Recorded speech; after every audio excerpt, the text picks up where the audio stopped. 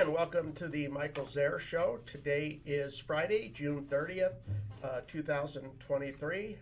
I missed you guys for the last 3 weeks. I was back in Cleveland and Chicago and Omaha and had a great time, and now I'm getting back into the grind of volunteering again. So I missed everybody. Glad to be back. Before we get into our veteran interview this afternoon, wanted to talk a little bit real quick about this Stand Up for Freedom fair that's going to be starting this Sunday, July 2nd. It's going to be taking place behind the Warrior Healing Center. There's an alleyway. It's also shared with Punchy's Tavern and Doc's Watering Hole, Vinny's Pizza, that whole alleyway back there. There's going to be a beer garden that opens at noon. There will be vendor booths that open at noon, and a lot of veteran-owned businesses from our community will be there. There's going to be live music starting at noon. We're going to be having a cornhole tournament, mini hot dog contest, outdoor movies, a petting zoo, game for kids, just a lot, silent auction. So there's a whole lot going, and all of the proceeds from that will go to benefit the Warrior Healing Center here in Sierra Vista.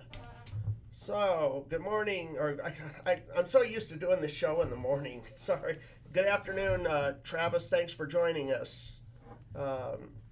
Yes, definitely looking forward to the event. So today my special guest veteran is Frank Leach. Frank, thank you so much for taking the time out and joining me today. I appreciate it. Want to get to know a little bit about you and your military service and some of your community activities and things that you do here in Cochise County to make our great community better. And I know you do. So first off, I'd like to ask you, where's home? Where were you born, raised? Well, thank you for having me, Mike. I was born in St. Paul, Minnesota. I was raised on a couple farms around central Minnesota. Uppsala is the name of the town. What was it called? Uppsala. Okay. It's named after a town in Sweden. Oh, okay. A farming community. But I was raised there, and I joined the Army when I was, after a year of college. I was about 20 years old, and I was about to get drafted, so I just joined during the Vietnam War when it was. What year was that? It was in 1971. It's 71? Yep. So instead of having Uncle Sam tell you where you're gonna go, you chose to do it yourself? Well, when I know was gonna go. So, okay. But by the time I enlisted, they dropped the numbers, the cutoff, so to speak, and so my draft number was actually above what would have been drafted. But nonetheless, I started with a 2-year hitch, and after that it was always 6-year hitches after that, I guess. Where was basic training at? Went to Fort Leonard Wood, Missouri. Okay. In December and January and February, so it was nice and cold. But I went to advanced individual training after that at Fort Gordon, Georgia. Oh, okay. What was your MOS? That would have been a 95 Bravo and a 95 Charlie, because after MP school, then they sent me to correctional school. We learned how to work in prisons and jails. Wow. So I was assigned then, after completing training, to the United States Disciplinary Barracks at Fort Leavenworth, Kansas. And I worked there for 4 years. No, not 4 years, 7 years. And after I got close to the end of my enlistment there, on my second hitch, I decided to change MOSs, so I became a 33 Sierra. We fix signals intelligence and electronic warfare equipment. Okay. So I did that for the last 20 years of my service. I rose through the ranks and retired as a sergeant major with 27 years of active duty service. Served overseas in Germany and Hawaii. Tell us about some of your overseas assignments, like in Germany. What was that like? Being born in Minnesota, right? You'd never been there before. What was like your first impression? Well, the weather is probably a lot more dreary than it is here in the Midwest or in the Southwest here in Arizona. But they have a lot of history and culture there that for a couple thousand years more than what we have here in Yep. our country. So it was interesting to see the people and the culture, the churches, the way they maintained their communities was really impressive. So it's a very clean country and well-developed transportation. And of course, the autobahns where you could drive as fast as you want. No speeding tickets. No. So, and then I had 3 tours in Germany. I was in Augsburg, field station Augsburg twice, and then in Berlin, Germany, when it was still surrounded by the East Germans and Russians. So the wall was still up at that time?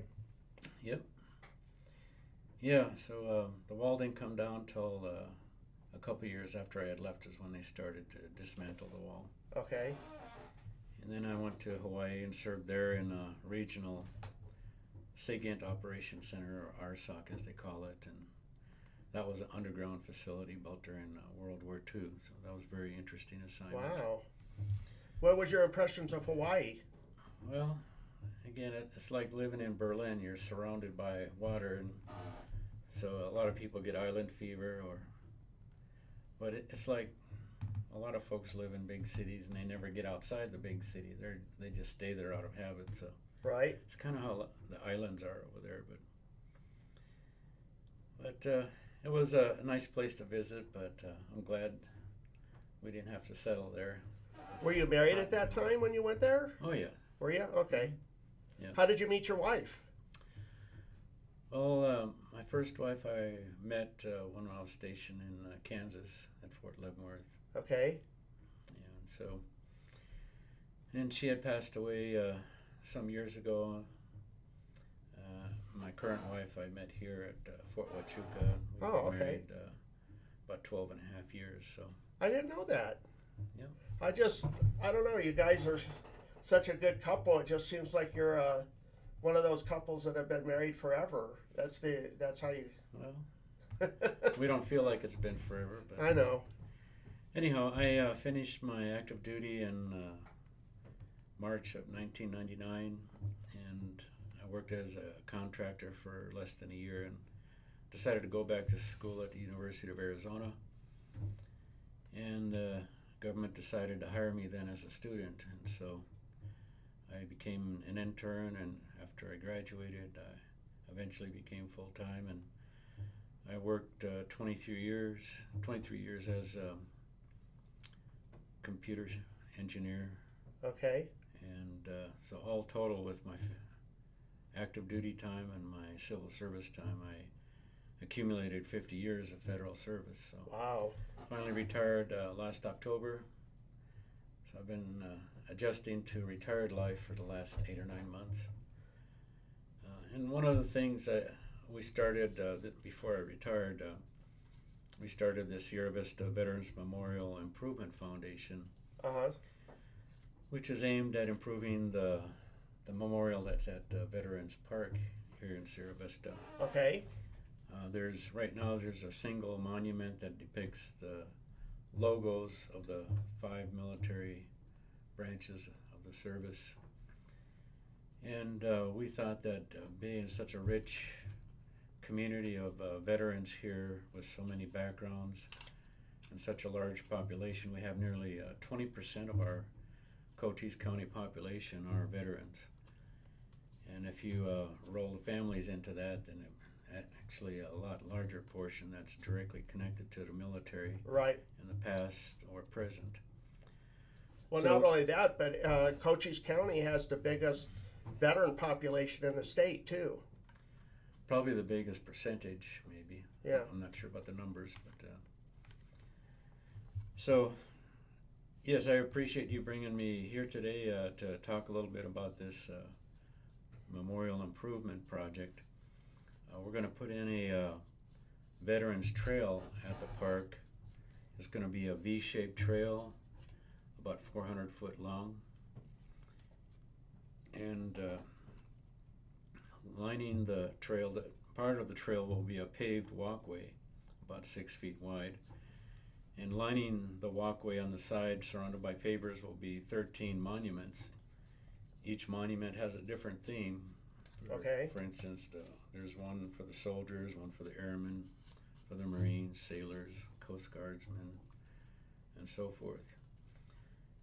And we wanted to tell a more detailed and personal story of our veterans and their sacrifices and service to our country. And so each of these monuments will have a set of images or pictures that depict what these servicemen and women did during their service. And we put together committees for each one of these monuments to do the curation. The curation is if you know a little bit about museums, there's always a curator who collects the artifacts for the museums. And so Right. that's kind of what we have the committees doing for the monuments. So we've had some of the monuments have been curated. The Women Who Served Monument, for example, the Soldiers Monument. We have another monument for the MI Corps, another one for the Signal Corps. We've gotten the images for those that have been put together, and trying to finalize those right now, but we still have about 8 monuments where we're still actively working on getting the images put together. In some cases, we still have to further develop the committee or get commitment from some of the organizations, like the veteran service organizations. We've asked some of them to be the curators for these monuments, to develop the images that we're going to put on the face of the monument along with an inscription. And then we'll put a short attribution about that organization or committee on the side of the monument to recognize their efforts in helping to develop it. What kind of, when you say it's a V shape, is the idea kind of like where it's going to be at where the current flagpole is now, and then it just kind of juts out like that, or? Right. I don't know if you want to show this picture behind us. Sure. We can bring this. So this monument here would be, the flagpole probably sits right about here now, so we're going to move the flagpole back a little bit. Okay. But it is a V-shaped monument, a V for veterans, and it's hard to see it on the screen probably, but on lining this walking path would be the monuments that we speak of. There will be a raised seat wall, kind of like an elliptical pattern, and there'll be a flower bed inside of it, so it'll be a pleasing place to visit. People can sit down on it. And we'll also have, it gives us a mounting space for tiles. So one of the other aspects of the project are to put pavers around those monuments alongside the walking path. And the pavers are available for the public to purchase a dedication for a friend or family member who's a veteran and commemorate their service. Okay. Whether they're deceased or still living, it doesn't matter as long as they're a veteran. Okay. And we'll also put tiles on the wall that could be mounted vertically, so they'll cost a little bit more because it's a more prominent position at the memorial. And then there are a couple seat benches around the outer edges there that currently exist, and we'll reposition those so they won't be thrown away or discarded or anything like that. Wow. But each leg of this V connects to the parking lots. So on the left side in this photo, it'll connect to the western parking lot, and going to the right here, it connects to the east parking lot. Okay. So it gives a little bit easier pathway and access way for people to get in to see the flagpole and see the monuments, especially for those that might be disabled. And we're going to replace the flagpole that they have now with one that meets the new specs that the city wants to have. They want it to be more easily maintainable and accessible. So, Who was the one that came up with the design for this? well, we did it. So our foundation, we formed in 2016. Glenn Holman, who many might know, is the chairman. I know Glenn. I serve as the president and treasurer. We're still looking for another person that wants to be a treasurer or president, along with several other members, directors who formed the foundation's board of directors. And together we put together several ideas, configurations, but the one that seemed most appealing was the V-shaped trail, and the term Veterans Trail stuck right away. A lot of folks that we briefed in the city like that because of the name of the park is Veterans Memorial Park, so it just seemed kind of natural.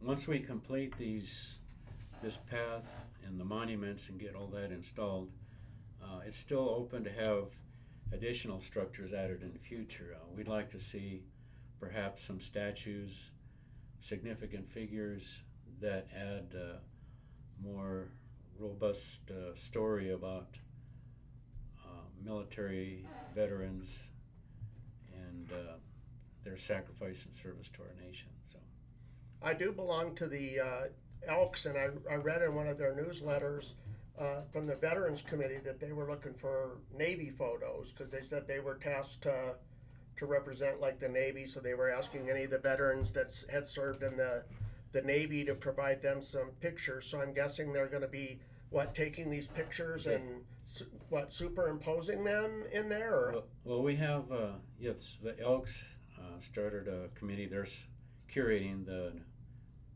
Sailors Monument. That's one of the themes. Okay. So whether the picture is a hard copy photo, we can scan it and digitize it. Oh, okay. Or we can find a lot of them online that are posted on some of the DoD websites or veterans sites or the Navy sites. It's important, though, that they have a high enough quality. But once we have the photos and we put them together in their configuration on the monument, we have it engraved into a black granite face that'll be on the monument. Ooh. So it's computer engraving. You right. have a composite digital image, and you feed that to the computer, and then the computer does all the engraving. So you get a very detailed replication of the picture. Of course, it won't be in color, but it'll be right. gray tones in there on the black surface. Which in my opinion, I think that's I think it makes it look more dignified, having it done that way, because it's... Well, yes, it'll be enduring, Yeah. And the monument base will be a gray granite platform. It'll be about 3 feet tall and about 4 feet wide, and the face of it will be tilted up or at an angle so that people can easily see it from a standing position. And then below the images engraved on the monument itself will be the inscription that the each of the committees are composing for the theme of the monument. Now, I know that that this project is very near and dear to your heart. May I ask why? How you got involved in this? And well, I'm also a member of the Knights of Columbus, and at one of our meetings back in 2015, one of the Sir Knights was addressing us to our assembly meeting and kind of complaining that we need to do something about the memorial because it doesn't do justice to right. the range and scope of people who've served here for over 100 years.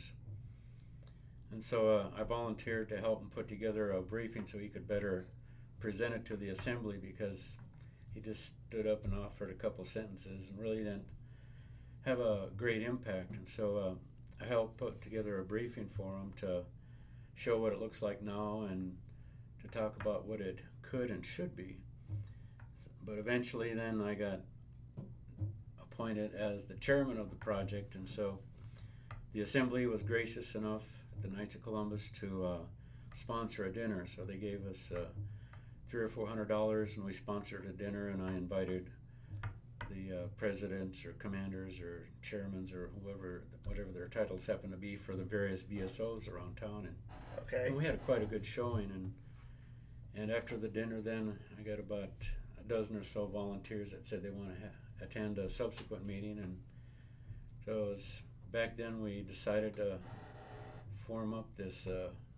We didn't know what to call it in the beginning, but after we studied the tax laws and all the other things that govern private organizations, and we decided to become a foundation. So, did you have to go to the city and get approval? I mean, does the city own the land, or? Yes, of course the city owns the land, and so we did go to the city, several of the commissions, Okay. to get their approval, and then we briefed the city council to get their approval on several occasions.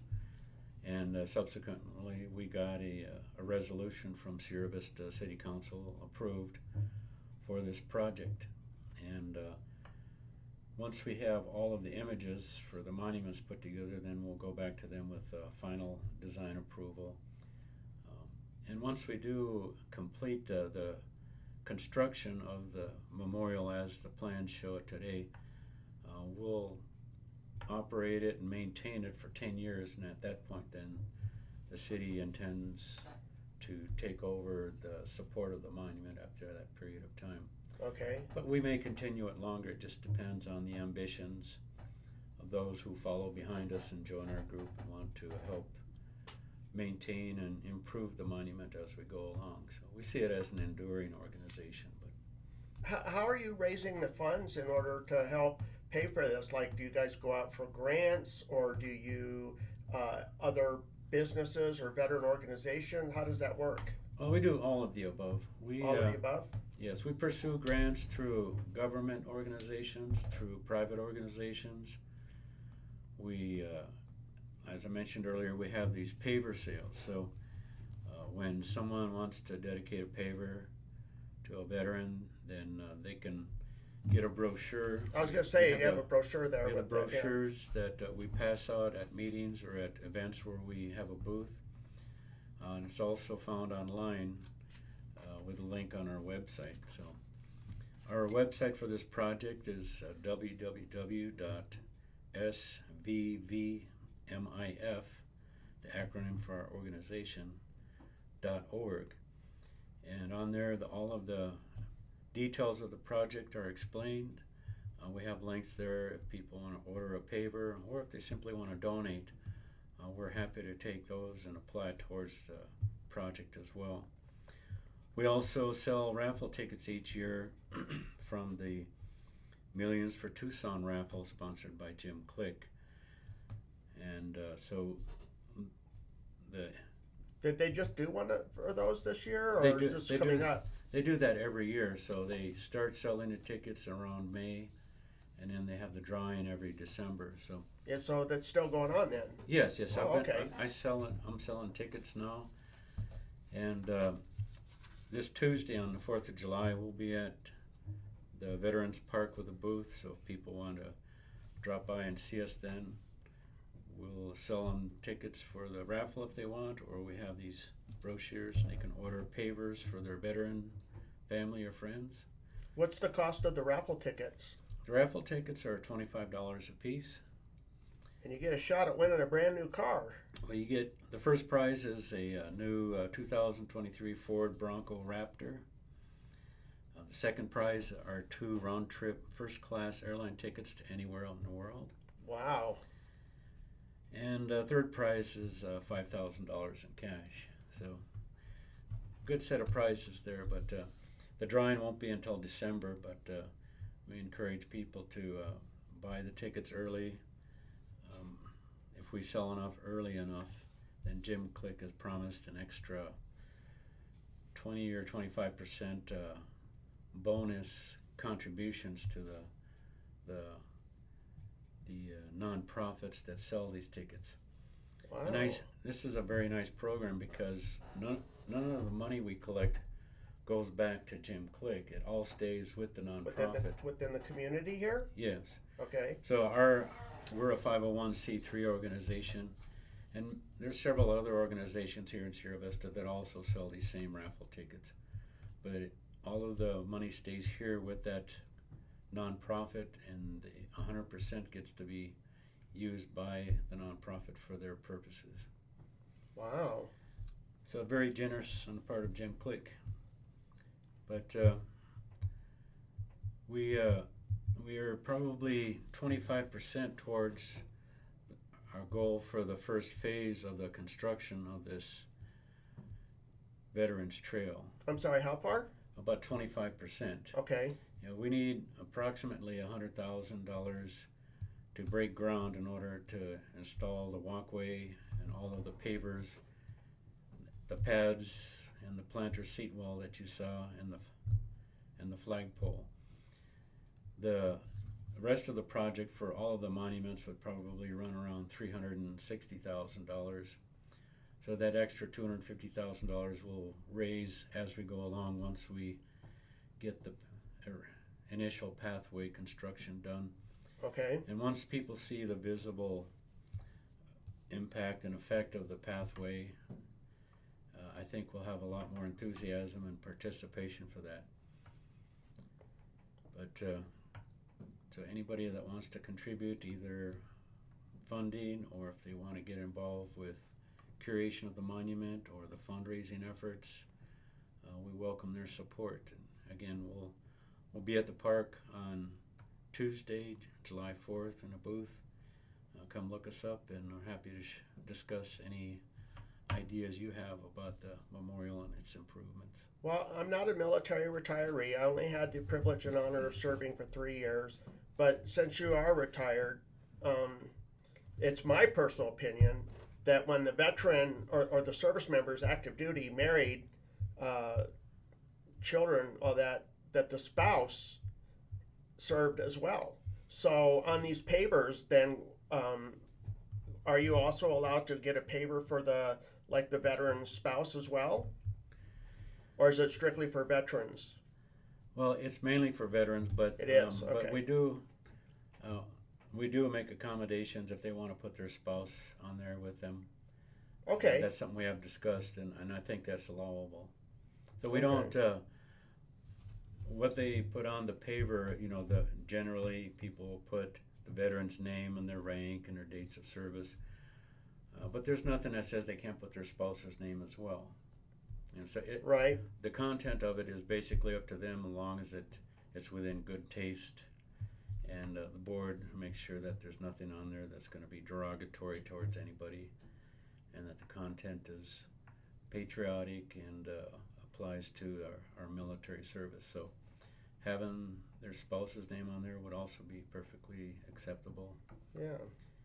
And we've had some cases where we had a paver where a Navy chief and his wife was also in the Navy, or both of their names are on the paver. So yeah.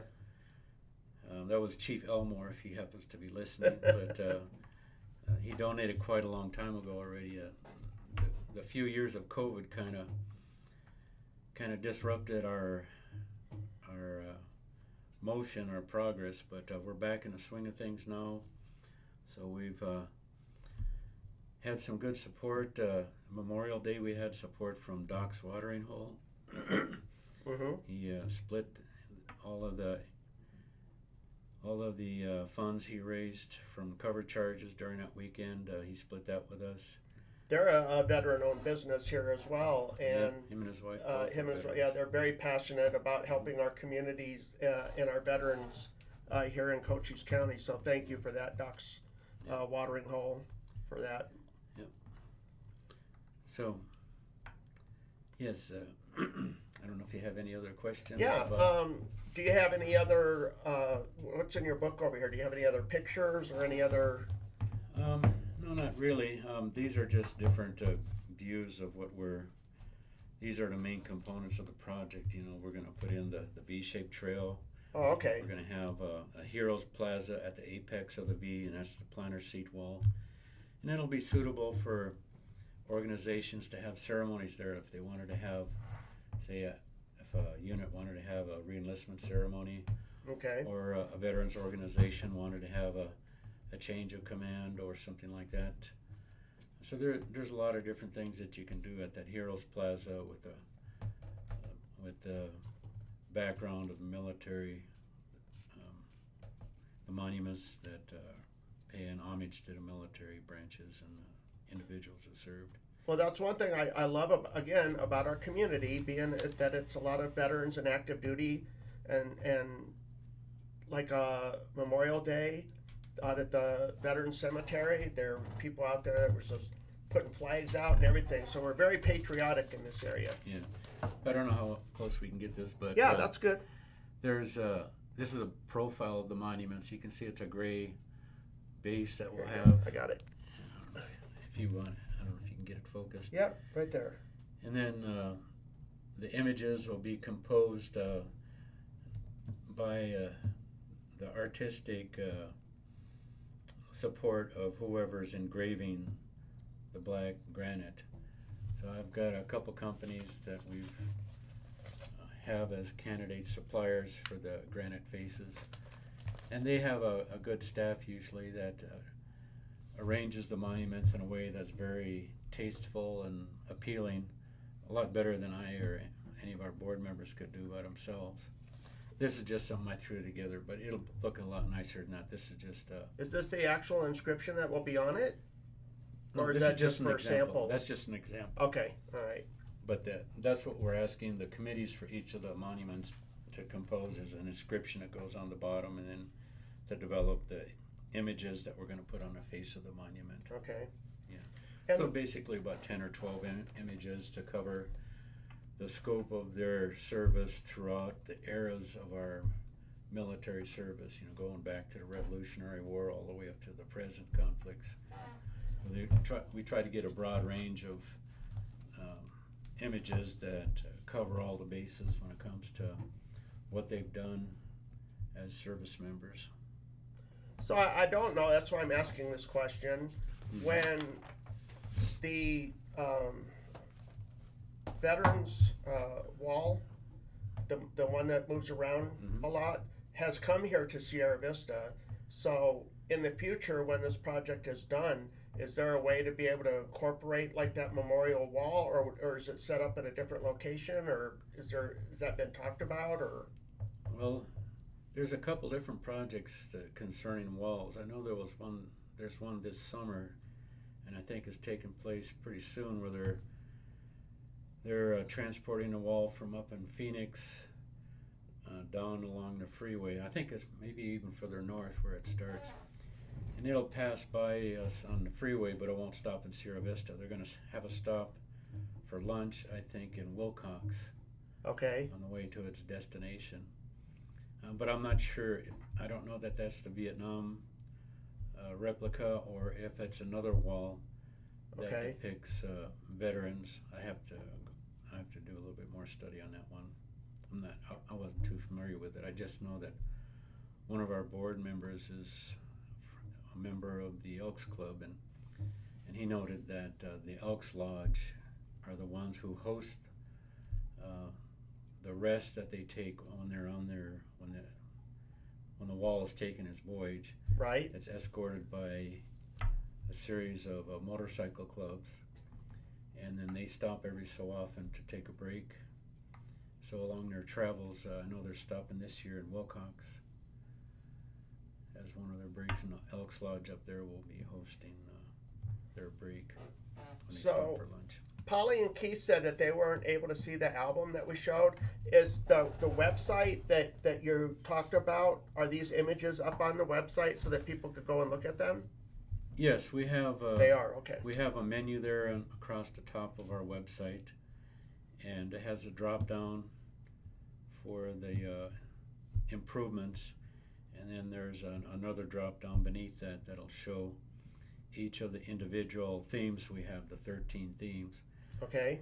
Now on each page, each theme has its own page, and at the bottom of the page I put examples of images that we would like to see, but They're not set in stone. Right, I leave Right. it up to the committees to come up with the images, then our board reviews them and votes on them and lock it in, and then once we start construction of a monument, then their artists will help put the images in a good presentation. And the website again is it? It's right here. Is it svvmif.org? That's correct. So that would be Sierra Vista Veterans Memorial Improvement Foundation. That's why you got the acronym, I know. .org. So again, that's Sierra Victor Mike India Foxtrot, if I remember correctly. I don't know if I got the V right. You are correct. And that's the web address for the memorial wall. Any other things that you want to share about it, that you want to tell us about? Yes, Well, thank you. There it is, right there. Right. Perfect. I think what we're doing is just the beginnings of what we could do. So I mentioned in the future we'd like to see statues that we could erect once we complete the current design that we have. In one of my desires, I guess, is in the future I'd like to see a statue that's dedicated to the chaplains, something like a chaplain who's assisting a fallen soldier, and try to get an artist to make a bronze statue of that and then erect it in the park. But things like that will draw more people into the park. We'd like to see it become a destination visit. Their reason for coming here would be to see the memorial and bring in the some monuments. tourism dollars. Mm-hmm. Yeah. And pay a greater respect and acknowledgement of our veteran service. So tell us a little bit about how long have you been with the Knights of Columbus? Well, I joined the Knights in 2014. Okay. And I became their program director after about 2 years. And I've been serving as a program director for 7 or 8 years now. And I know you've been doing it quite a long time. So I'm soon approaching the age where my faculties will probably start slipping, so we should get some younger folks in there. And same with the foundation. We always are looking for the folks that want to join with the effort and learn the ropes, so to speak. We had to go through a lot of learning in the first 3 or 4 years, whether it was how to get nonprofit status or how to get incorporated, how to comply with the laws and the rules for nonprofits, how to go about in fundraising efforts and getting relationships with granting organizations. I have to give a shout out here to the Legacy Foundation of Southeast Arizona. They gave us a $10,000 grant last year. Mm-hmm. And but there's a lot of different organizations in the state and nationally that will help many organizations with different types of grants. But this one for monuments is kind of unique, and so we fall just outside the boundary of a lot of different grants. A lot of organizations, they have specific purposes for them, and there's grants for museums and libraries or for veteran cemeteries and so forth, but we're kind of in an area that's unique and hasn't been addressed by governmental granting organizations, even though we've requested support from our state senators for the last couple years, but we've not been successful on that yet. We're also approaching some other organizations like the Mellon Foundation and others. There's the Arizona Community Foundation that gives grants across the state. So some of those things we didn't learn until the last couple of years, and the granting process has matured a lot in the last 5 years. So when we started, there wasn't as much robust availability of grant funding like there is today. And we also applied to the Arizona state. They have a fund called the Arizona Veterans Donation Fund. Right. We've applied to them as well, but they're focused more on services than they are something like this, where we're building infrastructure to recognize veterans, and as a result to raise the esteem of veterans themselves and their esteem within the community, to help them say, emotionally and mentally know that they are appreciated. And so it's kind of like a third order type of benefit to the veterans. And a lot of organizations are focused more on the direct service, whether it's finding housing and food and Right. basic necessities. Because we do have a lot of Employment. homeless veterans in our country, and I had just read an article, and I don't want to get off track here, but about there's like over $1 billion sitting in a fund with the government for the COVID-19 and all that stuff that they kind of are trying to figure out what to do with that money. Wouldn't it be great if they released it and helped support some of our veteran causes, you know, in our country? I mean, I'm sure Sierra Vista is not unique in wanting to raise money for veteran projects or for veteran homelessness, or there's just so much in our there's a lot of need for our veterans in this country, and we need to provide better for them, and I don't think we're doing that. Well, the Congress is intent on recouping a lot of the COVID funds, I know, but let's hope that some of that will be redirected to our veterans and their support. I would think it would be a smart thing to do. I don't know if that's what they're going to do. I think one of the articles I read was talking about how they're going to use it for future pandemics. I don't know about you, but I can't foresee it, nor do I want to foresee the future. So I don't think I want to even think about having another pandemic. That last one was horrible. It really tore us apart as a country. It really, you know, instead of us being united, we all just kind of went and I don't know. That's just one thing I love about being a Catholic and a Christian man. I feel that being involved in our community and trying to, it's hard to overcome that fear. You know what I mean? Because that's what it is. It's a fear. Yeah. Well, Mike, one more thing I wanted to mention that Sure. I just thought about. We also have a program for corporate supporters. So we have a three-tiered system of recognition. We have the first level is a Patriot donor.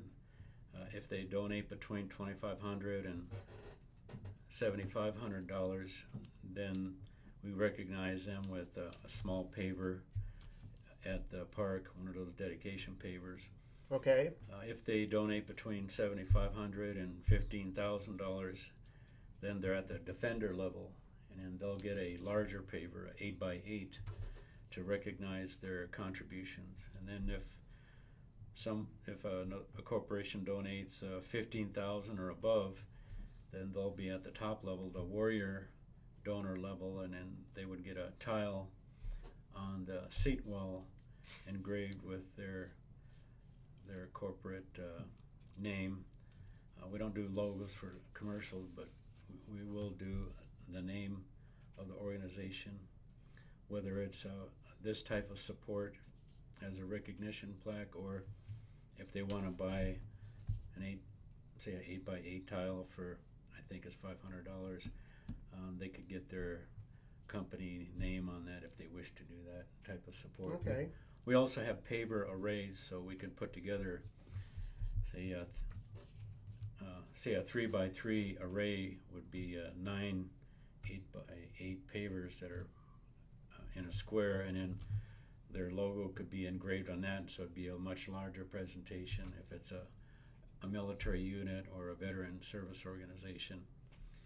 If it's a commercial organization, we wouldn't do the logos, but we would still do the name and anything they wish to make as a statement on the array that honors the service of our veterans. Wow. So we also have that as part of our program, is to invite corporate sponsors as well. Very cool. And that's on our website too. So That's all Yeah. on the website. yeah, any of the information that they need when it comes to the monuments, the pavers, and even research resources. If somebody's wants to help with a VSO's curation efforts, we have a lot of links there that take them to the Army Museum or Army historical websites, or the Navy, Marine Corps, Coast Guardsmen, Air Force, and so on.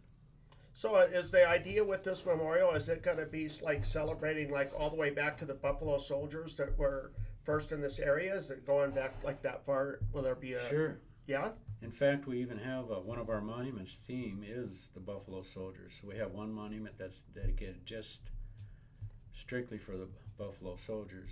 Wow. I love the Old West. That's why I asked. Yeah. And we have another theme is for the cavalry, because the cavalry has a rich history here. Mm-hmm. So we have a monument for them. And some other themes. We have another monument. The theme is the veterans. So it's depicting the service of our military after they leave military service. So it honors those who serve in organizations like the VFW and the DAV and American Legion and so on. So all of those VSOs members service. So we've compiled the images for that monument as well. It's nearly complete. Wow. And then we have another monument that's, the theme is Sacrifice of Heroes. And the Sacrifice of Heroes is probably the bloody monument. It depicts the excruciating trials of our service members in the heat of combat. So there's a lot of, we'll have images there that probably are graphic without being disrespectful or anything, but to show just how much sacrifice our veterans have given during their service, including the loss of their lives. Right. So we did have a sponsor for that locally, or we had intended our local. We used to have a military order, the Purple Heart chapter here, but unfortunately they folded a couple years ago, and so I sent a letter to one of the chapters up in Tucson asking for them to be a curator for the monument, and I'm still waiting a response from them. But anyhow, anybody who is interested, there's many different ways they can support us, whether it's in research, or some might have photos themselves of their own service or in combat or combat areas that they wish to donate to us for consideration to include on one of the monuments. We'd be happy to take a look at that. So in the website that you guys have, that is all your contact information, email addresses, phone numbers, all that stuff is also up on the website as well? That's correct. On the front page you can see my information along with Glenn Holman, our mail address, email address, and phone numbers. And they're welcome to contact us at any time with any questions. Okay. So in closing, do you have any words of wisdom that you'd like to impart to some of our younger veterans, or our veterans that are watching right now, or maybe active duty members? Well, I'd like to thank everyone for their service to our nation. There's a reason that millions of people still try to make their way to our nation, whether it's through the airports or across the borders, and it's because we're a free and open society, but that freedom comes with responsibility, and that responsibility is shouldered by our veterans to defend our nation and its borders, to defend the cause of freedom, and that gives us the liberties that we have today. And so I'm really thankful to have served. I'm thankful for all the brothers and sisters in arms who served with us, before us, and those who are serving now, and those that will come after us. And what a great nation we have to celebrate this coming Tuesday. So come out to the Veterans Park or to the street fair that Michael was talking about earlier. That's another good way to express your support of the veterans in our community. Well, Frank, thank you so much for coming in and sitting down and giving us the information on the memorial, because it's a moving and beautiful project, and I know that you're very passionate about that, and I know that we've talked off camera about that a lot, and I just want to say thank you for that. And with America, with July 4th coming up, our Independence Day, so I got a really quick couple announcements here to read before we end up today. I just wanted to remind everybody of some of our upcoming events that will be coming up here at the Warrior Healing Center. On Monday, July 3rd, they will be open. We're starting at 17:30, going to 18:30 hours. We're going to have the 5 treasures of Qigong. And also Monday, July 3rd, starting at 1800, going to 1900. It's going to be the Associates of the Vietnam Veterans of America that will be meeting here at the Warrior Healing Center in the recreation room, the main rec conference room. 1830 to 2000 on Monday, July 3rd, we have the Scottish American Military Society monthly meeting, which will be taking place here at the Warrior Healing Center main conference room. Yeah, so I screwed up. It's the VBA is meeting in the Warrior Healing Center rec room. So there, I did say it right the first time. Oh. Also, July 4th, there's going to be all kinds of July 4th activities taking place at Veterans Memorial Park, starting at 0700 and going to 2230, including the fireworks show that the city puts on. Also, Tuesday, July 4th, starting at 1200 hours, going to 1500. We have Team RWB with the 4th of July hangout that will be taking place at Veterans Memorial Park. And on Wednesday, the 5th of July, starting at 0730 and going until closing, will be until closing. Okay, that's got to be a joke or something. I don't know. But that's what UTC stands. Anyhow, Bellow Vets is doing their group ride, and the time has changed. It is at 7:30 in the mornings. Bellow Vets, and they do their group rides every Wednesday and every Saturday. So make sure you come out and join them for a great bike ride. On Wednesday, July 5th, we had 1730 going to 1900 hours. We have the Team RWB Wandering Wednesdays, Lower Miller Creek Trail, which will be in the East Miller Canyon Road area. Don't forget, next Friday, we also have the family, oh, geez Louise, take 3 weeks off and you just can't get back into it. The Fun Food Friday is next Friday, right here at the Warrior Healing Center. That starts at 11 o'clock and goes till 2 or 3, depending on what kind of turnout and stuff we get. So don't forget to come in for that as well. Once again, Frank, thank you so much. Good, Mike. Happy 4th of July, everybody. Have a great weekend. Enjoy the fireworks. Come down to the Warrior Healing Center, Doc's Watering Hole. Come check out the Stand Up for Freedom fair, and also 4th of July at the City Park. Buy a paver for your veterans. Buy a paver for your veteran. What a great way to honor them. Thank you. Thank you, everybody. Take care. Bye-bye.